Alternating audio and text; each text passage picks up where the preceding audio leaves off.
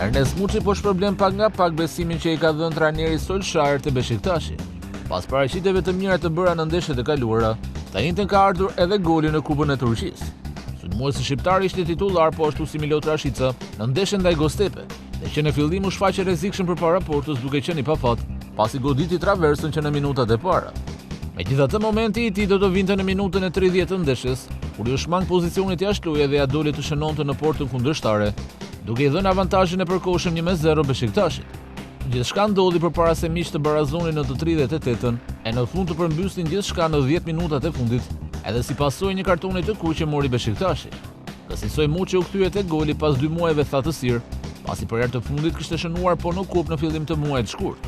Ai në total ka shkuar në kotën e 7 golave, duke llogaritur dhe një në Europa League dhe 4 realizimet në Superligën turke, aty ku ka 22 ndeshje ose 1038 minuta aktivizim.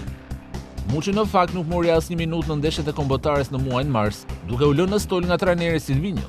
Po ja që ylli shqiptarja ka dalë të tregojë më së miri veten te klubi ku luan.